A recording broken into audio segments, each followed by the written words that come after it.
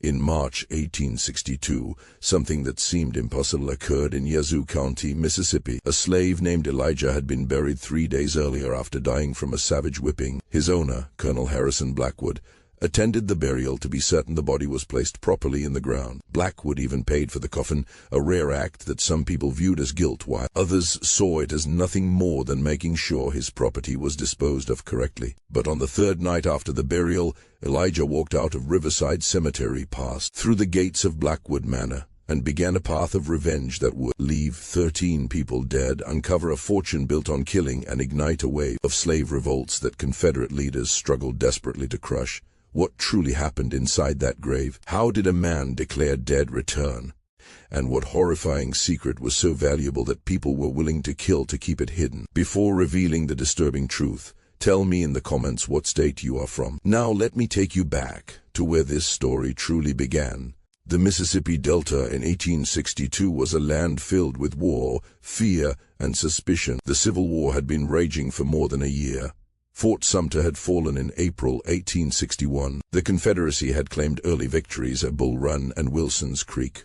That convinced many Southern planters that their rebellion would succeed quickly. But by early 1862, the situation was changing. Union armies were advancing into Confederate land from several directions. General Ulysses S. Grant had captured Fort Henry and Fort Donelson in Tennessee. New Orleans was close to falling to Admiral Farragut's fleet, and the great siege of Vicksburg, which would later choke the Confederacy, was drawing near. In place like Yazoo County, deep in cotton country, plantation owners were becoming afraid not only of losing the war, but of what losing would mean for their entire way of life.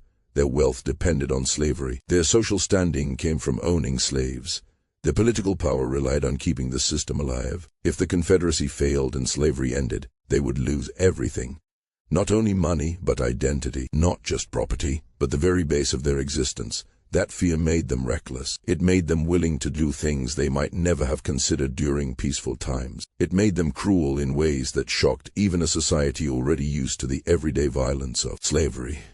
Colonel Harrison Blackwood was a perfect example of this desperation. At 47 years old, he had been born into plantation nobility. His father had owned Blackwood Manor before him, and his grandfather had carved the plantation out of wilderness in 1798. For 3 generations, the Blackwood family had built its wealth on the labor of enslaved people, and Harrison had no intention of being the one who lost it all. He had commanded a Confederate regiment during the early months of the war and fought at the First Battle of Bull Run. He returned home in late 1861, claiming he suffered from chronic dysentery, but the truth was that he was afraid. He had seen Union artillery, modern weapons, and the industrial strength of the North. Unlike other planters who believed their own propaganda about Southern superiority, Blackwood understood that the Confederacy was likely going to lose. Blackwood Manor covered nearly 3,000 acres of rich Delta farmland. Before the war, it had been valued at more than $400,000, equal to tens of millions today. The main house was a stunning Greek Revival structure with white columns, surrounded by magnolia trees and carefully kept gardens. But behind that beauty lay a world of misery. 230 slaves worked the cotton fields. They labored up to 18 hours a day during harvest season. They worked in heat that often climbed above 100 degrees. They were controlled by overseers who believed the whip was the only language slaves understood. Conditions were so brutal that around 10% of the workforce died every year, losses that Blackwood simply replaced by buying new slaves or forcing reproduction among those who remained. Elijah had been born on Blackwood Manor in 1843. His mother was a woman named Grace, brought from Virginia as a teenager, and his father was unknown, possibly an overseer, or possibly Blackwood's own father. Elijah's light skin suggested mixed ancestry, which brought both small privileges and serious risks within the slave system. At age 7, he was chosen as a house slave and trained to serve inside the main house, expected to be invisible yet always useful. This role gave him access to information that field slaves never had. He learned to read by watching Blackwood's children study with their tutors, memorizing letters and words, and practicing in secret despite the harsh punishments for slave literacy.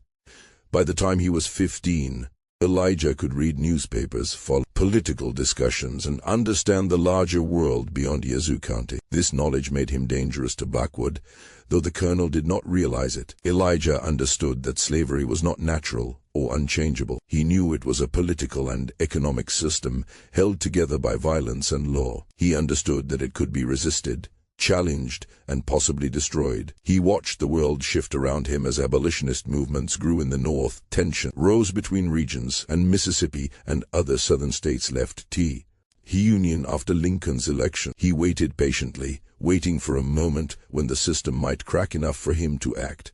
That moment began to form in February 1862, though Elijah did not fully understand it at first. Blackwood began receiving visitors late at night, 3 Confederate officers wearing dust-covered uniforms. They arrived in a closed carriage, avoided being seen, and spoke in low voices inside Blackwood's study. While serving brandy and maintaining the practiced invisibility of a house slave, Elijah overheard pieces of their conversation. He heard words like gold, security, and absolute discretion. He heard one officer say, "Richmond trusts you, Colonel. This is the Confederacy's future we are placing in your hands."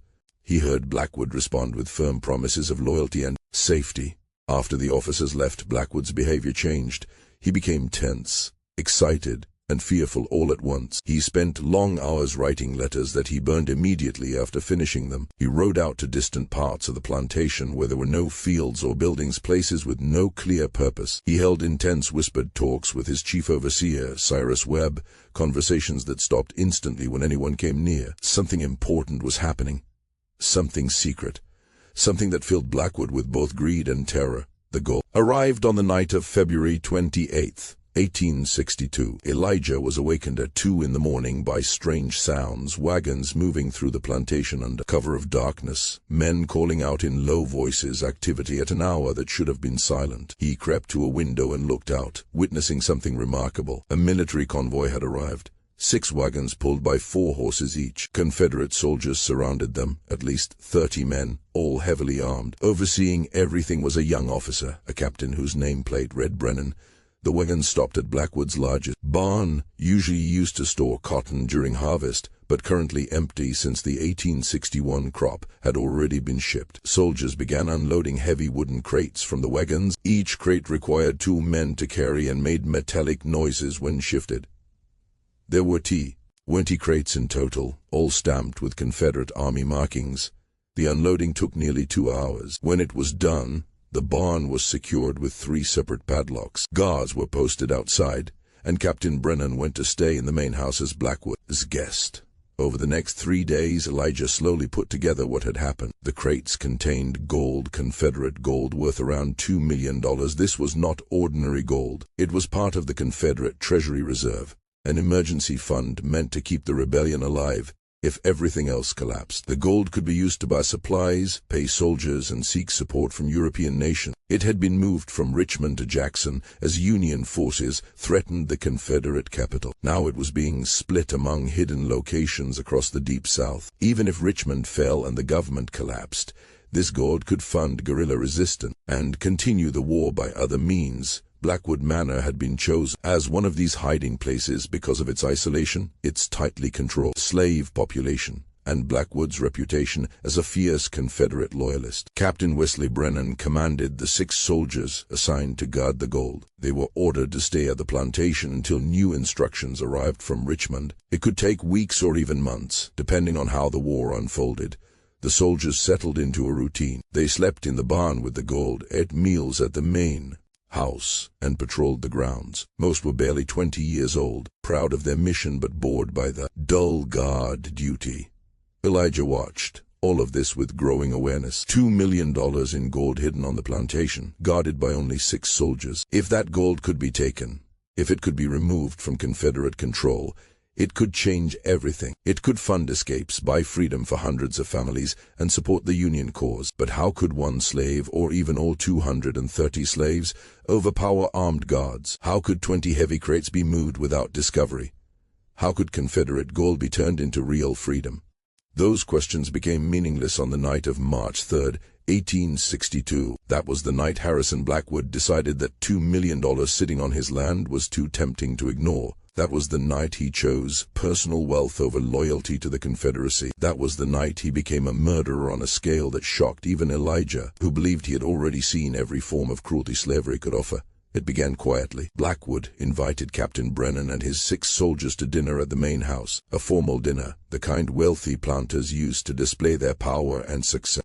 Multiple courses were served, along with fine wine and costly bourbon afterward. The soldiers were worn down from weeks on the road and bored from endless guard duty, so they accepted without hesitation. They bathed, changed into clean uniforms, and came to the dining room hungry and cheerful. There was no reason for suspicion. Blackwood had acted like a perfect host. He gave them everything they needed and presented himself as the ideal example of Confederate kindness and cooperation. The meal moved on slowly through many dishes. There was oyster soup, roasted duck, sweet potatoes, warm bread and bacon pie. The soldiers ate heartily and drank freely. Their stiff manners faded as they relaxed. They shared stories of the war, of battles they had seen, of friends who never returned, of their hopes for a Confederate victory. Blackwood listened closely, urged them on, topped off their glasses, and played the role of a caring friend. None of the soldiers noticed that their bourbon came from a separate decanter. None paid attention to the faint bitterness left behind after each sip. They did not understand, until it was far too late, that the drink was poisoned. The first to react was a private named James Dockery. He was only 19, raised on a small farm in Alabama. He was speaking about his younger brother when his words suddenly stopped. His hand flew to his throat. His eyes widened with confusion and fear. He tried to stand, knocked over his chair, and staggered. The others stared at him, unsure of what was happening. Then a second soldier collapsed. Then another. Within a single minute, all 7 men were in agony, clutching their throats, gasping for breath, falling to the floor, dying. Elijah stood near the doorway, frozen. He had seen violence before. He had watched slaves beaten to death, children torn away from their mothers, and cruelty delivered without thought. But this was different. This was planned slaughter. This was Blackwood murdering 7 men who trusted him, who ate his food and drank his liquor, who believed he was on their side. The soldiers twisted on the floor. Some vomited blood, some shook with seizures. One very young soldier, no older than 17, reached toward Blackwood with begging eyes, searching for help or answers. Blackwood only stood there and watched him die, his face empty of feeling. When the last body went still, Blackwood turned to Cyrus Webb, who had been guarding the door. He told him to get Thomas, Marcus, Samuel, Daniel, and James, and to have them bring shovels and chains. There were bodies to get rid of. Webb nodded and left. Blackwood then faced Elijah and spoke coldly. He said Elijah had seen nothing and had never been in that room. If he spoke a single word, he would be skinned alive and fed to the hogs. Elijah nodded in terror and answered that he understood. For the next 6 hours, Elijah was forced to help move the dead. 6 men arrived: Thomas Riddle, Marcus Finch, Samuel Cross, Daniel Marsh, James Cutter, and Peter Stillwell. These were Blackwood's most trusted overseers and guards, men who had proven loyalty through years of cruelty. They would not hesitate at murder if the reward was high enough, and Blackwood paid well. Each man was promised $5,000 from the gold once it was hidden, enough to buy land and ensure silence. The bodies were dragged across the plantation under darkness, loaded onto a wagon, and taken deep into the swamp. The Yazoo swamps were wide and dangerous, full of sinking mud and alligators, a perfect place to erase evidence. They chose a spot where the water was dark and deep, where the bottom dropped away. Heavy chains were wrapped around the bodies. One by one, the 7 soldiers were rolled into the water and vanished. Alligator eyes reflected the lantern light. Nature would finish the job. Blackwood kept 3 bodies aside: Cap, Tane Brennan, and 2 privates. These were taken to an old hunting cabin on the far edge of the land. The cabin appeared abandoned, its roof broken and walls rotting. Beneath it was a hidden cellar dug long ago, dry and deep. The 3 bodies were placed there. They were insurance.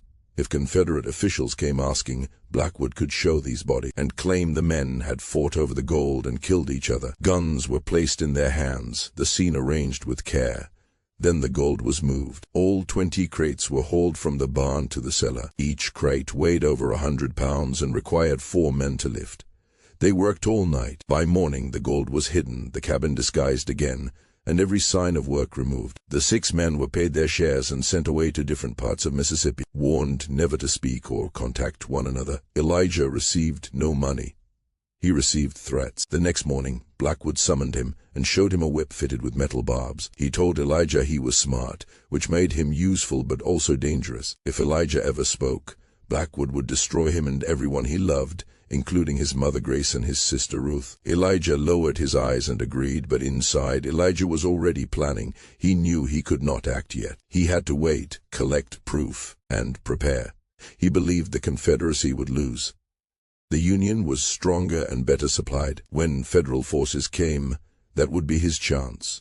Blackwood built his lies carefully. He wrote letters claiming the soldiers had arrived, guarded the gold briefly, and then left with new orders. He hinted they might have been imposters and suggested the gold never arrived at all. In the confusion of war, the story was accepted. The soldiers were labeled deserters, and the gold was marked as lost. Still, Blackwood knew 6 men held the truth. One by one, they died in accidents. By mid-March, only 2 were left.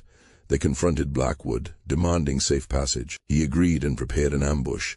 They were shot and dumped in the swamp. Elijah saw everything and knew his time was coming. He sought help from Solomon, an elderly slave on a nearby plantation. Solomon listened, thought deeply, and offered a desperate plan. A drug made from swamp roots could slow the heart and breath until death seemed certain. Elijah would take it when Blackwood came for him and appeared to die. Punctuation would be buried, and 3 days later Solomon would dig him up with antidotes that could undo the drug's effects and pull him back from what looked like death. "Why 3 days?" Elijah asked. Solomon gave a hard smile. "Because that is how long the drug works. Any sooner and you wake up inside the coffin. Any later, and the drug settles in forever. 3 days exactly, that is the window." Elijah understood the danger. The timing had to be flawless. If Solomon was delayed, if anything went wrong, if the dose was too strong or the antidote too weak, Elijah would truly die. He could be buried alive and wake-trapped or never wake at all. But what other choice was there? Blackwood was going to kill him anyway. This plan at least gave him a chance, a thin chance, but still a chance. Solomon prepared the drug, a fine powder made from roots he refused to name, blended with other substances. Prayers whispered over it in languages Elijah did not know. "Hide this in your cheek," Solomon said. "When Blackwood comes for you, when you know death is close, bite down. Let it melt under your tongue.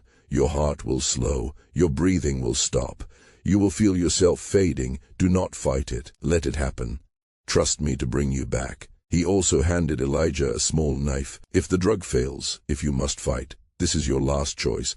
Elijah's moment arrived on March 12, 1862. Blackwood summoned him to the study and said he needed help, moving something heavy, something important. Would Elijah come with him that night? Elijah agreed. He had no option. He tucked the powder in his cheek, hid the knife in his boot, and prepared his mind for what was coming that night. He and Blackwood rode out to the hidden cabin. Blackwood said the gold had to be moved again. Union soldiers were getting too close. It needed a safer place. They started loading gold bars into a wagon. The work was brutal. Each bar weighed 30 pounds. After an hour, both men were sweating, even in the cool March air. Blackwood offered Elijah water from a canteen. Elijah drank. Tea tasted fine, but within 5 minutes he felt lightheaded. His vision swam. His legs weakened. Poison, the same poison Blackwood had used before. Elijah's arms and legs grew heavy. He tried to reach the knife in his boot, but his fingers would not obey. He fell to the ground. Blackwood stood over him. "I am sorry, Elijah. Truly, you are smart, but you know too much. I cannot risk that, you understand." As darkness closed in and his body shut down, Elijah managed one last act. He bit down on the powder, felt it burst, felt the bitter taste spread. The drug mixed with the poison in his blood. His heart, already slowing, slowed more and then stopped. Blackwood checked his neck, then his wrist. Nothing.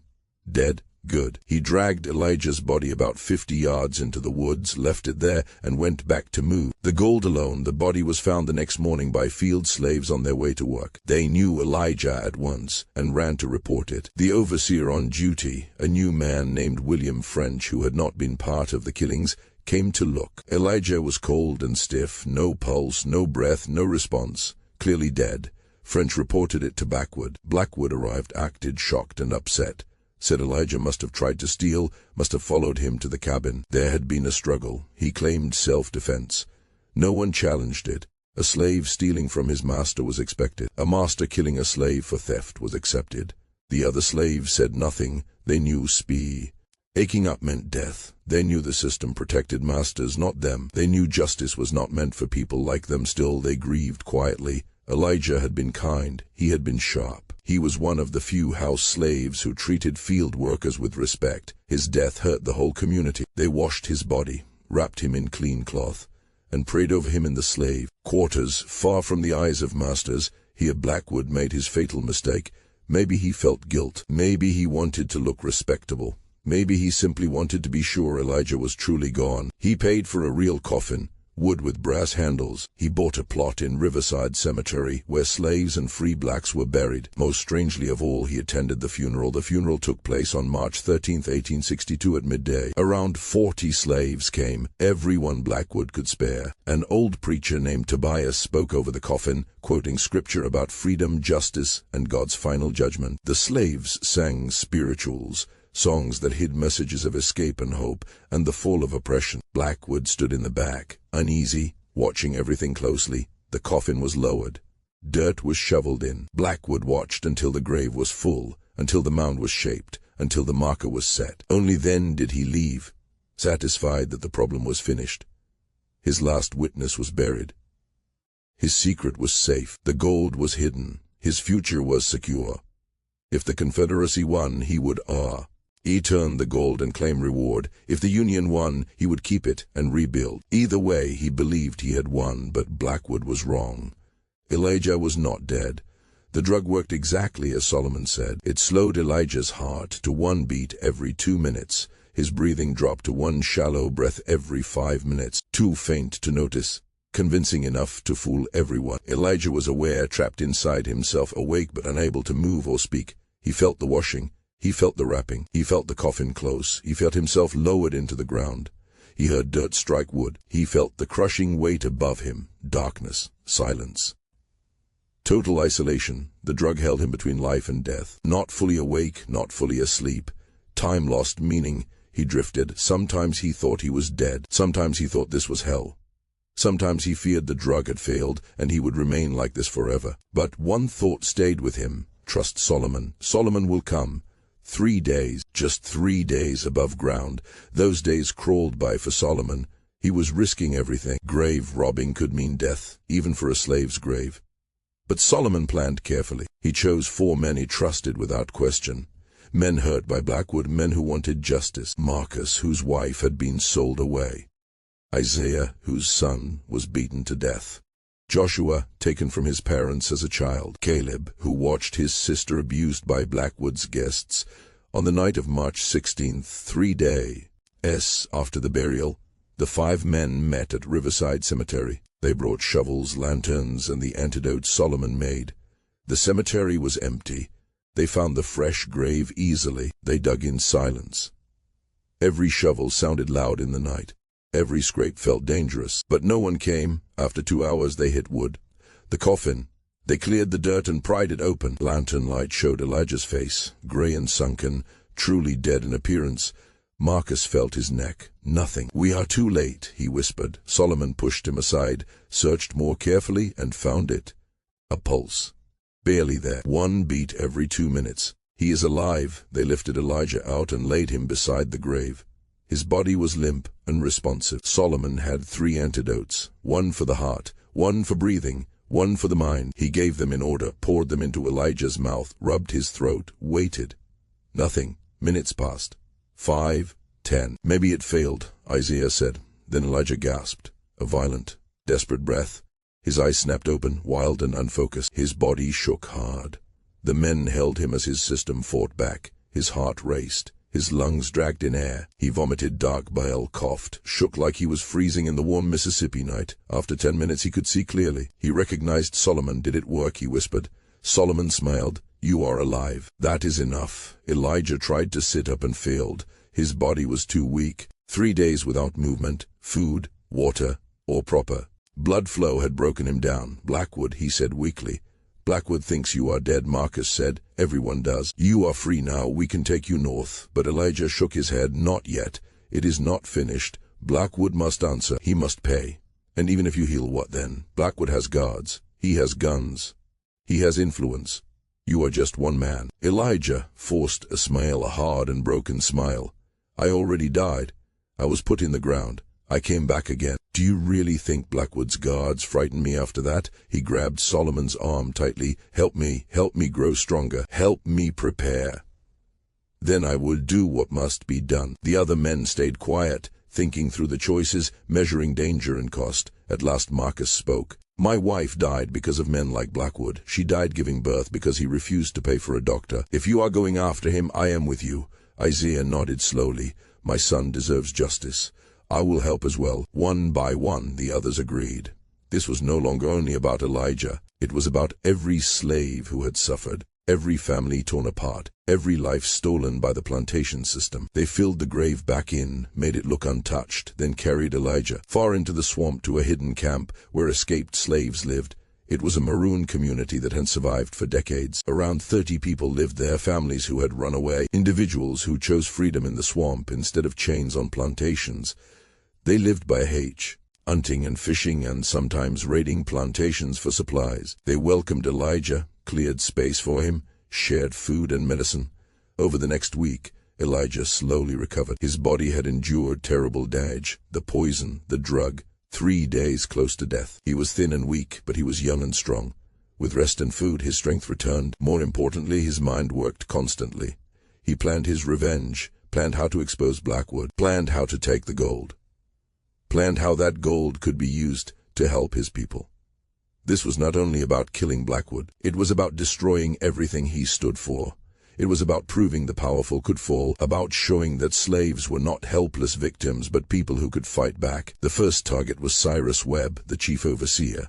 He was the man who helped poison the Confederate soldiers who helped dump bodies in the swamp, who had taken part in cruelty for 20 years. Webb lived alone in a small house at the edge of the plantation. His wife had left long ago, unable to live with his violence. On the night of March 23rd, Webb came home drunk as always, unlocked his door, lit a lamp, and never saw Elijah waiting in the darkness. He never had time to scream before the rope closed around his neck. Elijah pulled tighter and tighter, held on, watched Webb's face turn dark, watched his eyes swell, watched life drain away. When Webb was dead, Elijah placed the body in a chair, left the lamp burning, and carved 3 words into the table. The dead rise. Webb's body was found at dawn when workers came for orders. Fear spread instantly. How had someone entered a locked house? How had a strong man been killed without a struggle? And what did the message mean? Blackwood was told and came himself. He saw the body. He saw the words. For the first time in years, he felt real fear because he understood what it suggested. But it could not be true. Elijah was dead, buried, gone. This had to be someone else. Another angry slave seeking revenge. It had nothing to do with him. Nothing to do with the gold, nothing to do with the murders. It had to be coincidence. But it was not. Over the next 3 weeks, Blackwood's men kept dying. Thomas Riddle was found in his bed, throat cut, the message carved into the headboard. The dead rise. James Cutter was beaten to death with a shovel in the barn. Marcus Finch drowned in a water trough, though he was a strong swimmer. Samuel Cross was pushed from a barn loft, his neck snapped. Daniel Marsh was poisoned with the same substance Blackwood had used on the soldiers. William French, the overseer who replaced Webb and had not taken part in the original crimes, was shot through a window while eating supper. Josiah Grant, one of the 2 men who had fled earlier, was tracked down 20 miles away and found dead in a barn with the message carved beside him. Peter Stillwell, the other fugitive, was killed in a boarding house in Jackson. Every earth was different. Everyone showed patience and planning. Everyone carried the same words. The dead rise. Blackwood hired bounty hunters, professional slave catchers trained to track and kill. He offered massive rewards, promising $1,000 to whoever found the killer. They searched and found nothing. 2 of them vanished. Their bodies were discovered a week later in the swamp, half eaten by alligators, with the message carved into nearby trees. The remaining hunters quit. They said the plantation was cursed. They said something unnatural was happening. They said no money was worth this. Blackwood's plantation fell apart. Slaves refused to work, refused to sleep in their quarters, built barricades, carried makeshift weapons. Those who could ran to other plantations or into the swamp. Those who could not huddled together, waiting in fear, unsure who would die next. The white residents of Yazoo County were just as afraid. Spread of the killings, of the strange message, of the failure to catch the killer. Some whispered of voodoo, of African magic, of spirits called up for revenge. Others demanded a logical answer. A group of runaway slaves, maybe helped by Union agents, maybe part of a plan to break Mississippi's plantation system. Confederate officials sent investigators. They found nothing useful, too many suspects, no clear evidence, too much disorder. By mid-April, 11 of Blackwood's men were dead. The plantation had stopped functioning. Fields went implanted, buildings decayed. Blackwood became a prisoner inside his own home. He barricaded himself in his study, slept in short stretches with loaded guns on his desk. His health failed. He lost 40 pounds. His hair turned white. His hands shook constantly. His eyes were hollow and haunted. Deep inside, he knew it was Elijah. Somehow Elijah had lived. Somehow he had returned and was hunting him step by step. But Blackwood could not admit it.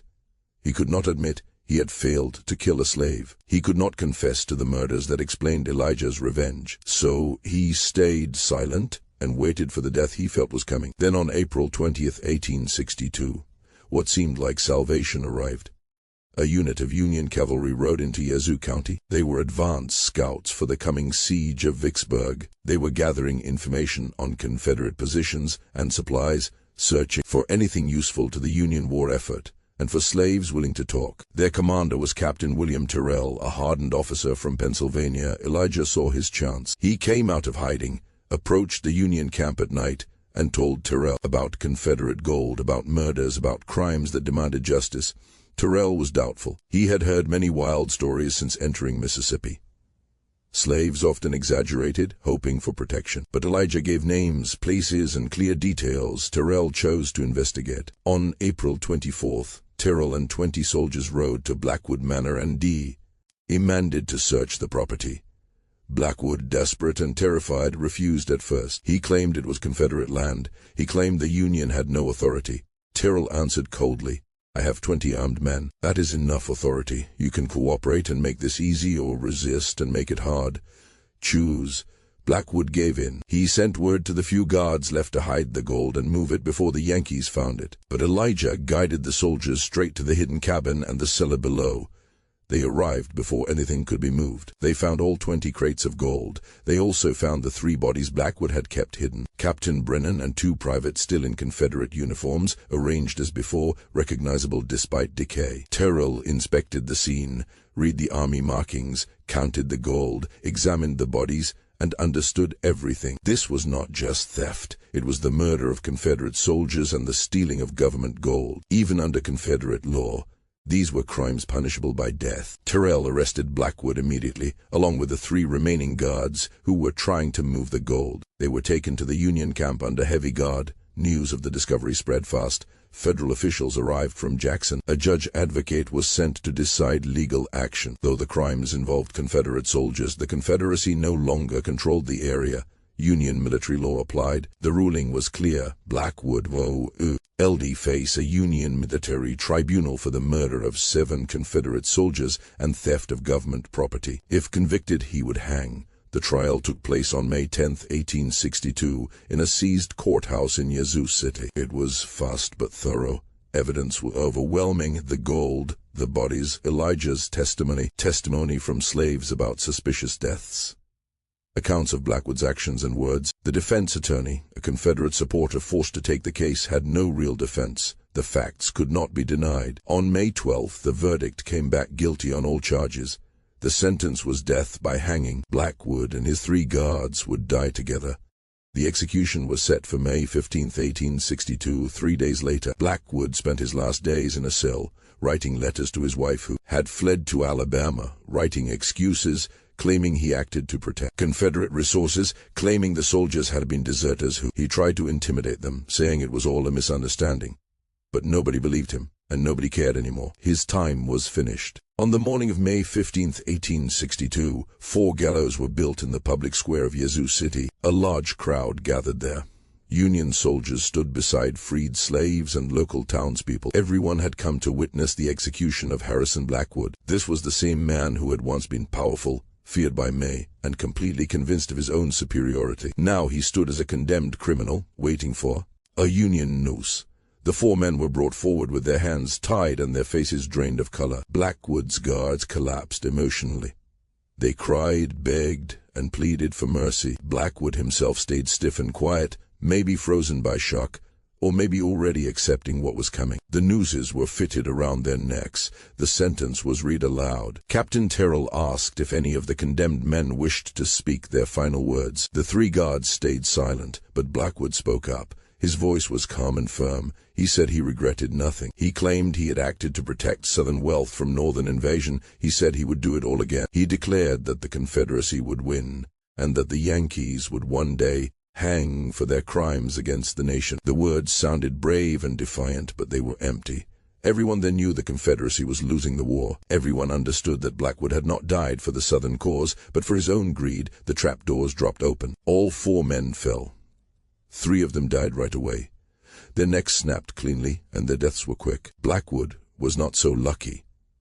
His rope had been cut just a little too long. He did not die at once. Instead, he slowly strangled, kicking and twisting for nearly 2 minutes. Some people said it was a simple mistake, bad measuring by the executioner. Others believed it was done on purpose, that the Union hangman wanted Blackwood to suffer, that an easy death would have been too kind for a man responsible for killing 7 soldiers and countless slaves. Whatever the truth was, Blackwood's death was slow and brutal. His body was left hanging for an hour as a warning. After that, it was taken down and buried in an unmarked grave in the Confederate section of Riverside Cemetery. There was no ceremony, no marker, just dirt covering a man the Confederacy wished to erase from memory, but there was still unfinished business. One of Blackwood's accomplices had escaped. His name was Josiah Grant. He had fled before the Union Army arrived and managed to reach Confederate territory. He was hiding in Vicksburg, convinced he was safe. Elijah followed him there. He entered the city disguised as a slave owned by Confederate officers. He found Grant staying in a boarding house. Grant was drunk, frightened, and careless, talking too freely about stolen gold and past murders. Elijah waited patiently. He waited until Grant was alone, until night had settled and the streets were quiet. Then he went into Grant's room. Grant never got the chance to scream. He never had time to understand what was happening. He only felt hands closing around his throat, felt the life being squeezed out of him. The last thing he saw was Elijah's face, the face of a man he believed was dead, the face of revenge. When Grant was dead, Elijah carved the message one last time into the wall beside the bed. The dead rise. Then he left. He walked out of Vicksburg and returned. To Union lines, 13 men were dead. Blackwood and all of his accomplices. The balance was settled. Justice had been done. The Confederate gold was seized by federal authorities and legally became property of the United States government. $2 million was a huge sum. It could pay soldiers, fund operations, and buy supplies. But Captain Terrell made an unusual suggestion. He proposed that the gold be used for reconstruction efforts in Yazoo County, specifically to help the freed slave population. He wanted it used to build schools and churches, to provide startup money for businesses, and to support the difficult transition from slavery to freedom. His reasoning was strong. The gold had been stolen by Confederates from Confederates and protected by a slave who had risked everything. Using it to help freed people felt right. It felt just. The Treasury Department in Washington reviewed the request, argued over it, and finally approved it. Within a year, 3 schools for freed people were opened in Yazoo County. A church was built. A bank was created to offer loans to black farmers and business owners. Processing facilities were built so farmers could sell their crop directly to markets instead of relying on former plantation owners. The gold that Blackwood had stolen and killed for became the base of a new economic system. It offered former slaves real chances, real hope, and real freedom beyond the word of emancipation alone. Elijah became an important figure in the freed community. He used his knowledge and experience to help others find their way in a confusing new world. He testified in several trials against former Confederate officials accused of crimes against slaves. His words helped convict dozens of men who had believed they would never be held accountable. He helped establish some of the schools paid for by the Confederate gold. He taught reading and writing to adults who had been denied education under slavery. He became a minister, a community leader, and a symbol of survival and resistance. In 1865, when the war ended and slavery was abolished across the nation, Elijah was only 22 years old. He had endured the worst of slavery, witnessed terrible acts, died and returned, taken revenge, and still helped build something better. He turned his pain and anger into something useful. Over the years that followed, he continued this work. He married, had 5 children, and lived to see them grow up free. He lived long enough to see his grandchildren attend universities and experience possibilities he never could have imagined as a slave. Elijah died in 1910 at the age of 67. By then, he was a respected elder. His story was told again and again: the slave who came back from the dead, the man who destroyed Colonel Blackwood, the hero who turned stolen gold into schools and churches. Hundreds of people, both black and white, attended his funeral. Many of them owed their education, their businesses, or their opportunities to his efforts. He was buried in Riverside Cemetery, not far from where he had been buried the first time. But this time there was no secret plan to rise again. This time he rested in peace. His work was done. His account was closed. The legend that grew around Elijah focused heavily on the supernatural. People talked about his death and return, his ghost-like revenge, and the message, the dead rise that terrified Blackwood's men. These stories spread throughout the South. Freed people shared them with their children and grandchildren. They became part of resistance folklore and the mythology of liberation. Some versions claimed Elijah was 7 feet tall, that he could vanish like smoke, that bullets passed through him without harm, that he could never die. These were exaggerations, but they were built on truth. Elijah had done something remarkable. He challenged and defeated one of the most powerful men in Mississippi. He survived when everyone believed he was dead. He brought justice when the legal system failed. The white community of Yazoo County tried to bury the truth. After Reconstruction ended and former Confederates regained control, they rewrote local history. They claimed Blackwood had been killed by Union cruelty. They said the gold story was Northern propaganda. They insisted the slave murders were exaggerated or made up. They painted Blackwood as a hero and a martyr. These lies were taught in schools, printed in newspapers, and carved into monuments. Why?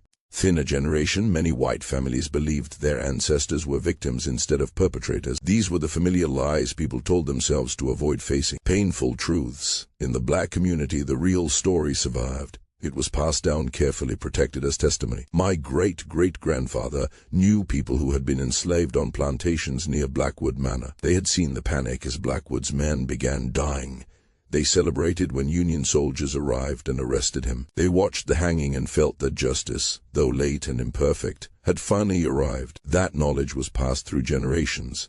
It remained alive as proof that resistance was possible, that oppression could be challenged, and that even the powerless could find strength if they were brave and clever enough. Today, if you visit Yazoo County, Mississippi, there is little physical evidence of these events. Blackwood Manor burned in 1863 as Confederate forces retreated ahead of Union troops. The land was divided after the war, sold piece by piece, and eventually turned into farmland and later neighborhoods. The hunting cabin where the gold was hidden rotted away long ago. Nothing remains of it. Riverside Cemetery still stands. Elijah's original grave is there, the one where he was buried the first time. It is empty now, but marked by a simple stone placed by his descendants in 1925. It lists his name, his dates, and one line: "He rose that others might rise." It quietly references the resurrection story and what he achieved. Sometimes visitors leave small tokens at the grave: coins, flowers, handwritten notes, small signs of respect for men who refused to accept injustice, even in death. Local historians have mixed feelings about this story. Some accept it as an important part of regional history, carefully document it, and include it in tours. Others dismiss it as exaggerated legend.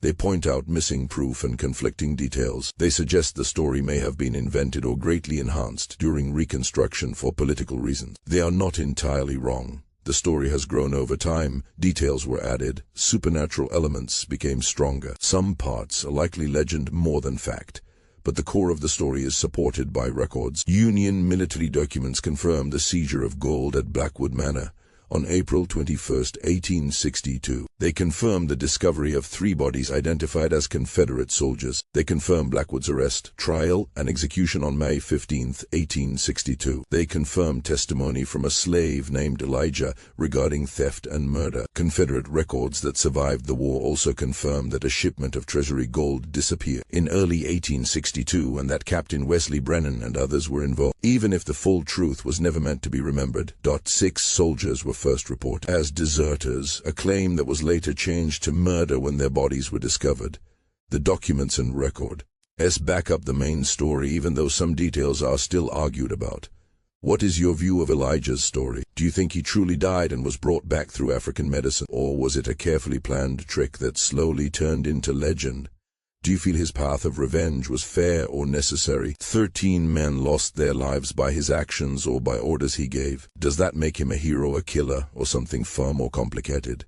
Share your thoughts in the comments. Let me know if your own family has similar stories handed down over time. Stories about standing up, about staying alive, about taking justice when it was never freely given. These stories matter deeply. They deserve to be remembered. They deserve to be told and protected so future generations can understand that freedom has never come easily, has always been fought for, has always demanded bravery and sacrifice, and has always required someone to stand up and say enough is enough. It has always required someone to refuse oppression, even when the price might be death. Elijah did exactly that. He literally died and returned to complete what he began. Whether you see that as a real event or a powerful symbol, the meaning stays the same. Those in power are not unbeatable. The system is not forever. Resistance can happen. Justice, even when delayed, can still arrive. If you enjoyed this deep look into a darker side of history, subscribe to the channel. Turn on notifications so you do not miss future stories about resistance, survival, and the long fight for freedom. Share this with someone who values history that does not clean up the past, that accepts complexity and moral uncertainty, that speaks hard truths even when they make us uncomfortable. Until next time, remember that the dead do not always remain buried. The past does not always stay behind us. The stories people try to silence have a way of rising up, of demanding to be heard, of reminding us that justice delayed can be justice denied, but sometimes it is justice waiting for the right moment. Until the next video.